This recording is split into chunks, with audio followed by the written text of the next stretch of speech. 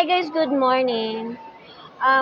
Medyo mahaba kasi ang pila dito ngayon sa PSA. Kasi nagpapareprint ako ng aking national ID. So ito na nga, matagal na akong gustong magkomento. Itong ginawa ni Rogando Sasot. My God, my God. Why you guys are trying to normalize itong pambabastos ng kababaihan?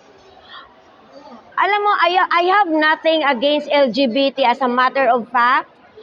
Ako po ay iniintindi ko ang mga nasa third community. However, itong ginawa mo sa Rogando, Alan Troy Rogando Sasot, buwaka ng ina mo ka.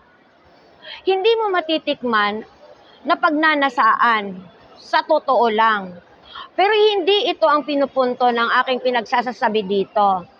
Dahil this is not just for Ann Curtis, but this is for every woman out there, including me, that I deserve respect.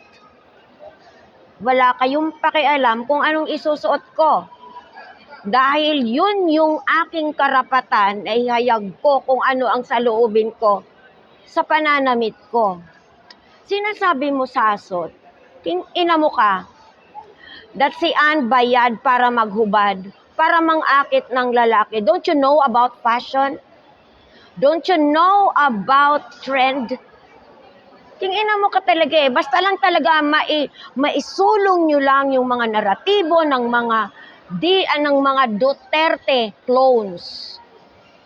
Diba? And you, Topacio, you are a lawyer at that. You are a shame to the legal profession. Nakakagigil ka. And you, Mike Defensor. And you, Ejercito.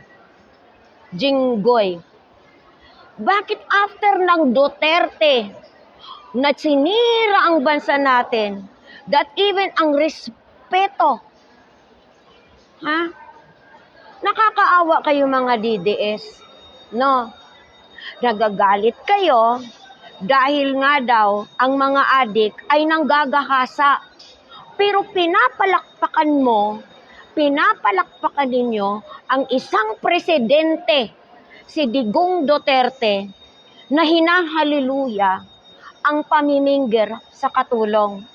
Na hinahaliluya yung isang misyonaryo na galing sa Australia na dapat mayor daw ang mauna. What kind of narrative is that? Dapat merong susulong na idisbar ito si Topacio at napakagunggong ultimo. At you, Bong Sontay, you don't deserve even an inch of respect. Mahiya ka sa asawa mo at mahiya ka sa mga anak mong babae. This is why, the reason why we need to celebrate Women's Month. Dahil ito ang pinaka-core. Diba? Napakabastos ninyo. And you keep on bashing Ann Curtis dahil nasa mga sexist magazine nagpapakita ng balat. Okay ng ina mo, Sasot. Hindi mo matitikman yan, Alan Troy Rogando Sasot. Buwaka ng ina mo ka, tang ina mo talaga. If there's really a chance for me and you to see each other, ididikdik kita sa pader. Mamasterin ko ang physical injury. Masaktan lang talaga kita ng todo. Ikaw, Bong Sontay, I hope the Ethics Committee sa Kongreso ay hindi palalagpasin ang ganitong paninirang sa mata. Alam mo yun, you are normalizing sa pambabastos ng kababaihan. Nanay ako, ate ako, napaka-gross ng ginawa niyo. Ikaw, Jinggoy Estrada, ang bumoto sa inyo, Bong Sontay, Jinggoy, at yung pumapalakpak sa'yo, Topacio, sino man ditong ninonormalize Ito din si Joey De Beber eh. Ninonormalize mong dalaotin si Ann Curtis. Hindi mo mai-explain yan, Joey, di ba? Kabitesyasis ka. Hindi mo nararamdaman yan, ina mo ka.